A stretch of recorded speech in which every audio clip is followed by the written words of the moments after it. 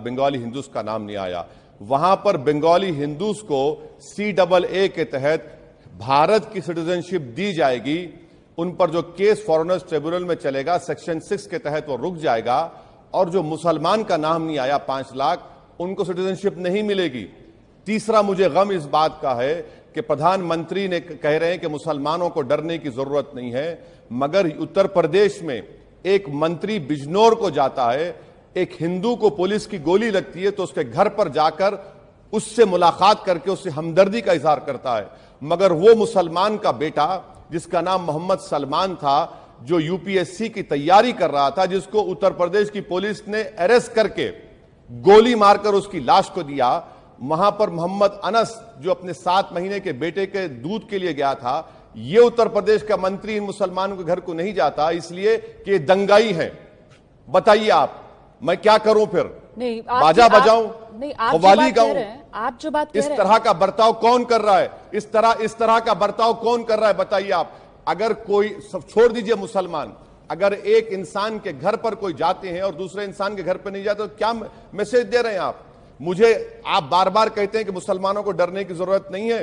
बताइए कि जब अखलाक को मारने वाला जो एक्यूज मर जाता है तो यूनियन मिनिस्टर जाता है, अलीमुद्दीन को मारने वालों को झारखंड की कोर्ट कन्विक्शन करती है, तो जयंत सिन्हा साहब उन कातिलों का इस्तकबाल फूल का हार से करते हैं। क्या मैसेज दे रहे हैं? ये तमाम मिसालें आपके सामने मैं रखा हूं। देश को फैसला करने दीजिए, ना आप करिए ना मैं करता हूं। बिल्कुल सर, मैं कोई फैसला नहीं कर रही हूं। मैं तो यहां फैसला करने के लिए बैठी नहीं हूं। मैं तो सिर्फ आपसे पूरा मामला समझने के लिए बैठी हूं। और आप जो कह रहे हैं, आपने जो अपनी एप्रीहेंशंस मुझे बताई है सर, उसके हिसाब से मैं ये समझ बना पा रही हूं। आप बताइए मैं सही कह रही हूं या गलत कह रही हूं कि फिर तो ये पूरा आंदोलन, आपने जिस तरीके से वो पुडुचेरी से लेकर अखलाक तक सबका जिक्र कर दिया, फिर तो ये मोदी पर अविश्वास का आंदोलन हुआ। मतलब मुसलमान की नागरिकता पर संकट के मामले से ये मामला अलग है, ये मोदी पर अविश्वास का आंदोलन है। ओवैसी साहब, ये जो आंदोलन हो रहा है मैडम, ये सिर्फ मुसलमानों के लिए या मुसलमान नहीं कर रहे हैं। ये बहुत अरसे के बाद ये आंदोलन में वो हिंदुस्तान के, भारत के लोग शामिल हैं जो इस मुल्क को अंबेडकर और गांधी का मुल्क देखना चाहते हैं। और ये आंदोलन उस सरकार के खिलाफ है जो उस संविधान के खिलाफ कानून बनाया है, जिसको हमारे फ्रीडम फाइटर्स ने कभी सोचा नहीं था कि मुल्क उस राह पर जाएगा। तो यकीनन ये आंदोलन जो है बीजेपी के इस अनकॉन्स्टिट्यूशनल एक्ट के खिलाफ है, देश के संविधान को बचाने के लिए है, और देश में जो भाईचारगी जिसका ख्वाब हमारे बुजुर्गों ने देखा था, उसको दोबारा मजबूत करने और उसको जिंदा रखने के लिए ये आंदोलन हो रहा है। जी, लेकिन ओवैसी साहब, आप शायद मेरी बात से सहमत होंगे सर कि इस प्रदर्शन में सड़क पर मुसलमान है जो मारा जा रहा है। इस प्रदर्शन में मारे गए लोगों में मुसलमान है सर। इस प्रदर्शन के बाद जो घेरे में है वो मुसलमान है सर। उत्तर प्रदेश में तो जुर्माना मुसलमान को देना होगा, उसकी प्रॉपर्टी की कुर्की की जाएगी। और ऐसे में अब सवाल ये पूछे जा रहे हैं कि साहब, मान लीजिए एनआरसी होता भी है तो वो तो सबके लिए आएगा क्या? फिर आखिरकार मुसलमानों को इतनी क्यों दिक्कत हो रही है? दस्तावेज तो हिंदुओं को भी दिखाने होंगे क्या? और सीधे सीधे कटघरे में भी इस आंदोलन की वजह से मुसलमान ही खड़ा हो रहा है। मुझे नहीं पता, लेकिन सोशल मीडिया पर मैं जिस तरीके के रिस्पॉन्स देखती हूँ सर, उसमें ये इस तरीके की बातें सामने निकल कर आती है कि भाई ये तो जो कौम है ना, वो कौम के स्वभाव में ही हिंसा है। ये इस तरीके की बातें सोशल मीडिया पर आती हैं सर कि ये तो शायद हिंदुस्तान को अपना मुल्क ही नहीं मानते हैं। देखिए किस तरीके से सड़क पर उतरकर पथराव कर रहे हैं, आगजनी कर रहे हैं। इस तरीके की बातें सामने निकल कर आती हैं कि शायद इनका तो धर्म ही लोकतंत्र पर विश्वास रखने में इनको इजाजत नहीं देता है। वैसे साहब, ये सारे सवाल जो मुसलमानों पर दागे जाते हैं, और मुझे लगता है आपको इनका जवाब देना चाहिए सर। मैडम देखिए, आपने एक ही मिनट में अपने आप को कॉन्ट्रडिक्ट कर लिया। आपने खुद अपने आप को कॉन्ट्रडिक्ट कर लिया। अभी आपने मुझसे सवाल किया था कि जब देश के प्रधानमंत्री कह रहे हैं तो मुसलमान को क्यों डर लगता है। अब आप खुद हकीकत को बयान भी कर रही हैं। मैं आपका शुक्रिया अदा करता हूं कि आपने सच्चाई को बयान कर दिया। मगर जहां तक आपका सवाल का मामला है, ये जो आंदोलन हो रहा है उसमें तमाम हिंदुस्तानी शामिल हैं, तमाम मजहब के लोग शामिल हैं, तमाम बैकवर्ड, दलित, और खास तौर से मैं सलाम करता हूं इस देश के महिलाओं को कि इतने बहादुरी से इस अनकॉन्स्टिट्यूशनल और एक हाई हैंडेड बिहेवियर जो सरकार की तरफ से किया जा रहा है उसमें शामिल है। जहां तक सवाल है उत्तर प्रदेश की सरकार का, अगर उत्तर प्रदेश का चीफ मिनिस्टर ये कहेगा कि हम बदला लेंगे, तो क्या पैगाम दे रहे हैं? क्या उत्तर प्रदेश का चीफ मिनिस्टर संविधान पर ओथ लिए, जिसका आपके प्रोग्राम का नाम है, या फिर वो अपने बदले की भावना से बदला लेंगे? और ये बात बिल्कुल सही है कि उत्तर प्रदेश में 18 लोगों की मौत हुई है, जिसके दो नौजवानों का मैंने जिक्र किया है। नूर मोहम्मद साहब का भी उनको कत्ल कर दिया गया पुलिस की फायरिंग में मुजफ्फरनगर में। और आपने सवाल किया कि प्रधानमंत्री ने मुसलमानों से और होम मिनिस्टर ने कहा, क्या वजह है कि संजीव बालियान को एक प्रोटेस्ट उनकी सरकार के खिलाफ हो रहा है, वो उस प्रोटेस्ट में चले जाते हैं और पुलिस को उकसाते हैं? क्या मैसेज दिया जाता है? यह भी बात सही है कि शॉप्स को सील कर दिया गया। कैसे सील करेंगे आप? जब तक कोर्ट मुझे कन्विक्ट नहीं करती, आप कैसे प्रॉपर्टीज को सील करेंगे? कौन से कानून के तहत आप सील कर रहे हैं? तो यह कोशिश की जा रही है कि इसको यह बताया जाए कि ये मुसलमान, ये तमाम के तमाम। किसने कहा था दीमक मैडम? किसने टर्माइट कहा था? किसने कहा था कि अगर दुर्गा की पूजा नहीं की जाएगी तो उनको देश से बाहर कर दिया जाएगा? इसको भी देश जानता है। तो उत्तर प्रदेश सरकार की तरफ से जो कोई भी काम अनकॉन्स्टिट्यूशनल हो रहा है वो गलत है, तो और देश देख रहा है उसको। आपकी बातों से मैं फिर वही समझ पा रही हूँ, आपकी बातों से मैं फिर वही समझ रही हूँ कि ये पूरा आंदोलन जो है वो दरअसल नागरिकता के संकट को लेकर नहीं है। ये पूरा आंदोलन जो है वो मोदी पर अविश्वास का आंदोलन है। मैं फिर से वही बात कह रही हूँ ओवैसी साहब कि पूरा आंदोलन जो है वो दरअसल नागरिकता के संकट का आंदोलन है ही नहीं, वो पूरा आंदोलन मोदी पर अविश्वास का आंदोलन है। एक बात समझिए मैडम, आप बड़ी होशियारी से और चालाकी से कोशिश कर रहे हैं कि मोदी का मुकाबला ये लोग कर रहे हैं, वो नहीं है मैडम। मोदी और असदुद्दीन ओवैसी इस देश के छोटे से नागरिक हैं। देश बड़ा है, मोदी हिंदुस्तान से बड़ा नहीं है, ना ओवैसी भारत से बड़ा है। वो प्रधानमंत्री हो सकते हैं और ऐसे कई प्रधानमंत्री आएंगे और चले जाएंगे। ये आंदोलन, ये डेमोन्स्ट्रेशन, ये प्रोटेस्ट उस सरकार के खिलाफ किया जा रहा है जिन्होंने एक अनकॉन्स्टिट्यूशनल कानून बनाया। यह सरकार डेमोक्रेटिक उसूल पर नहीं बल्कि फैशिज्म पर ज्यादा भरोसा करती है। अब तो हद यह हो चुकी है कि एक आर्मी के चीफ भी इन प्रोटेस्ट पर तनकीद कर रहे हैं। बताइए आप, जब एक आर्मी का चीफ अगर इस तरह की बात कर रहा है तो वो खुद अपनी सरकार को अंडरमाइन कर रहा है। वो सिविलियन लीडरशिप हमेशा आर्मी के ऊपर रहेगी। तो ये इस देश में ये बदलाव आया है, ये बदलाव हमारी जमहूरियत के लिए ठीक नहीं है, हमारे आने वाली नस्ल के लिए ठीक नहीं है। इसलिए उस भारत की खूबसूरती को बरकरार रखने के लिए ये आंदोलन हो रहा है। ठीक है सर, आपने जो बात कही कि देखिए कानून जो है वो गैर संवैधानिक है जिसके खिलाफ ये आंदोलन हो रहा है, लेकिन मुझे लगता है कि यहां पर यह भी समझना चाहिए कि इसका फैसला कहां पर होगा। इसका फैसला सड़क पर होगा या फिर सुप्रीम कोर्ट, जहां इस मामले से जुड़ी हुई 59 याचिकाएं लग चुकी है, वहां पर होगा। खैर, क्योंकि आपने यहां पर देशहित का जिक्र किया है तो ऐसे में अब देशहित से जुड़े दो सवाल जो मैं आपके सामने रखना चाहती हूं, और उसमें पहला सवाल असदुद्दीन ओवैसी साहब ये है कि क्या देश के नागरिक की पहचान, कहिए प्लीज कहिए। मुझे इजाजत दीजिए मैडम, जब इमरजेंसी इंपोज हुआ था तो जब देश की जनता सड़क पर निकली तभी तो इमरजेंसी खत्म हुआ था ना। आप भूल रहे हैं, सड़क पर निकलना भी कॉन्स्टिट्यूशनल डेमोक्रेटिक राइट है बशर्ते कि उसमें वायलेंस ना हो। यकीनन सुप्रीम कोर्ट इसका फैसला करेगा कि ये कॉन्स्टिट्यूशन, मगर आप देखिए प्रोटेस्ट को नजरअंदाज नहीं किया जा सकता डेमोक्रेसी में।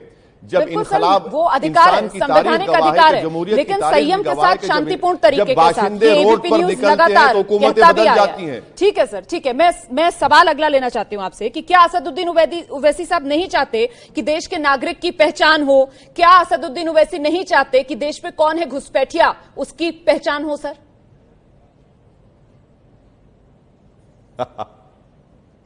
मैडम देखिए, प्राइम मिनिस्टर की नजर में जो बंगाली हिंदू जिसका नाम आसाम के एनआरसी में नहीं आया वो रेफ्यूजी है, और इस प्राइम मिनिस्टर की नजर में जो मुसलमान का नाम आसाम के एनआरसी में नहीं आया वो घुसपैठी है, वो दीमक है।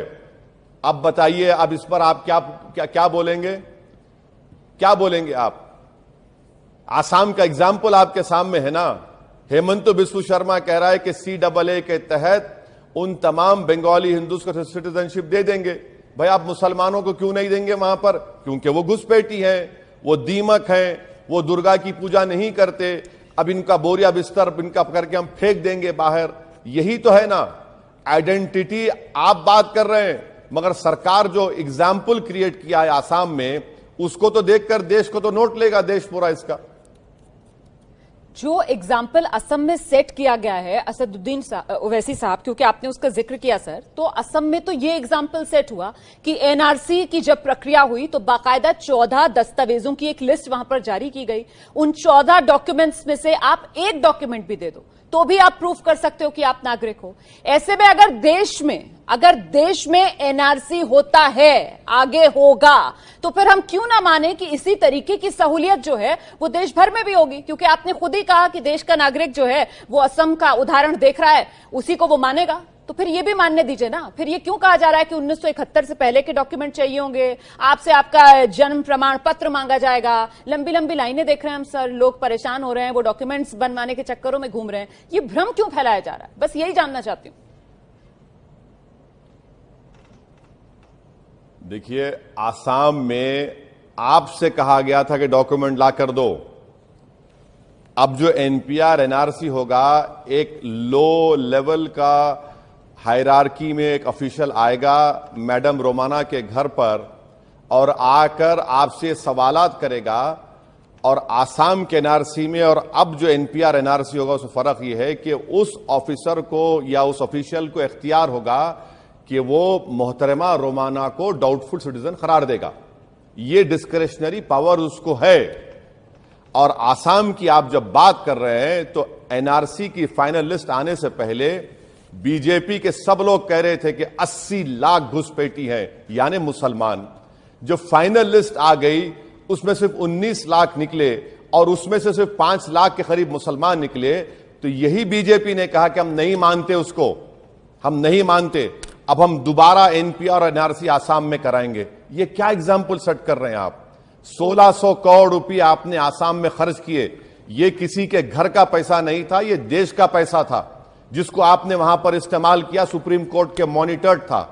और आज आप जो देश की एनपीआर एनआरसी की बात कर रहे हैं मैडम, ये ऑफिशियल कौन होगा जो मुझसे कहेगा कि डॉक्यूमेंट लाकर दिखाओ? ये कौन होगा जो मेरी सिटीजनशिप को डिसाइड करेगा? और आप जानते हैं कि भारत में जितने रूरल एरियाज हैं, मैं आपको एक मिसाल देता हूं। ओवैसी साहब, सुनिए मैडम, ओवैसी साहब जो प्रेस कॉन्फ्रेंस प्रकाश जावड़ेकर ने की, उसमें तो उन्होंने ये साफ कर दिया ना सर, कोई डॉक्यूमेंट नहीं मांगे जाएंगे, कोई वेरिफिकेशन नहीं होना है। बता रहा हूं आप जब ये कहते हैं कि एक छोटा अफसर आएगा, एक छोटा अफसर रोमाना के घर आ जाएगा, एक छोटा अफसर आकर रोमाना से कागज मांगेगा, एक छोटा अफसर आकर रोमाना से कहेगा कि प्रूफ करो, लेकिन प्रकाश जावड़ेकर तो ये बताकर चलेगा कि कोई डॉक्यूमेंट ही नहीं मांगा जाएगा। देखिए, आप अगर आप गवर्नमेंट का डिफेंड करना चाहती हैं तो कर लीजिए, मगर मुझे तो अपना जवाब देने दीजिए ना। नहीं, जब आप मुझे बुलाए हैं, मुझे यकीनन आपको मुझे मालूम है कि आपको तकलीफ हो रही है कि मैं बीजेपी के खिलाफ बोल रहा हूं। आप किसी और को बुला लीजिए जो बीजेपी की थाली में हाथ मिलाएगा, मगर मुझे जब आपने बुलाया है तो मुझे अपोज करने दीजिए। हुए सर, आपसे समझने के लिए मैं काउंटर क्वेश्चन ही आपसे करूंगी। अगर मैं आपकी हाँ में हाँ मिलाती रहूंगी सर, तो नहीं, आप बढ़िया तरीके से बहस नहीं, आप समझना नहीं चाहती हैं, माफी चाहता हूं मैडम, आप समझना नहीं चाहती। आप बीजेपी की समझ को समझकर मुझे समझाना चाहती हैं, जो मैं हरगिज नहीं मानता उसको। नहीं, मैं तो बस आपसे ये जानना चाहती हूँ को नहीं मानता मैं। आप बोलिए सर, आप समझाइए, प्लीज आप समझाइए। आप सवाल करिए, आप बीजेपी के नुमाइंदे बनकर मुझे सवाल समझना मत समझाइए मुझे। ठीक है सर, ठीक है। मैं बस ये समझना चाहती हूं कि सरकार की तरफ से तो ये कहा जा रहा है कि आपको कुछ प्रूफ ही नहीं करना है, आपको कोई डॉक्यूमेंट नहीं देना है, कोई वेरिफिकेशन प्रोसेस नहीं है। फिर आखिरकार जब खुद सरकार ने ये आश्वासन दे दिया है कि आप जो कहोगे हम मान लेंगे, तो ये जो थियरी आप दे रहे हैं कि साहब आपसे कागज मांगा जाएगा, आपका वेरिफिकेशन कराया जाएगा और सब कुछ जो है वो एक अधिकारी के हाथ में होगा, कौन किसको खारिज कर देगा, नागरिकता संकट में आ जाएगी, तो कैसे, मतलब ये कैसे मान ले जो असदुद्दीन ओवैसी कह रहे हैं? इसीलिए मैं आपसे अर्ज कर रहा हूं, सुनिए जरा। आप सरकार को डिफेंड मत करिए, आप एक एंकर हैं, मशहूर हैं, सुनिए। आप जाकर रूल 4 पढ़ लीजिए, रूल 5 पढ़ लीजिए, आप जाकर रूल 6 पढ़ लीजिए, रूल 11 पढ़ लीजिए। सरकार क्या समझ रही है कि हमारे कान में फूल हैं, डॉक्यूमेंट्स नहीं पूछे जाएंगे? फिर किस लिए कर रहे हैं एनपीआर, किस लिए करेंगे एनआरसी? मैडम समझा करिए बात को। सरकार जो है आपकी आंखों में धूल झोंक रही है, मेरी आंख में धूल नहीं झोंक सकती। मैं जब कोई बात बोलता हूं ना तो पढ़ के कहता हूं जी, इसीलिए मैं आपसे अर्ज कर रहा हूं कि मैं सरकार की बात को 1% भी बिलीव नहीं कर सकता, इसलिए कि जब अमित शाह साहब ने लोकसभा में मेरा नाम लेकर कहा कि ओईसीजी एनआरसी आएगा, प्राइम मिनिस्टर रामलीला ग्राउंड से कुछ और कहेंगे, ठीक है, हाँ, और आपके इंफॉर्मेशन ब्रॉडकास्टिंग मिनिस्टर एक बात कहेंगे कि आधार पे हो जाएगा, फिर आप कह रहे हैं कि डॉक्यूमेंट्स की जरूरत नहीं है। मैडम, टोटल कंफ्यूजन क्रिएट करने का काम बीजेपी कर रही है, हम कंफ्यूज नहीं है, हमारे दिलो दिमाग में क्लैरिटी है। ये सरकार डिसेप्शन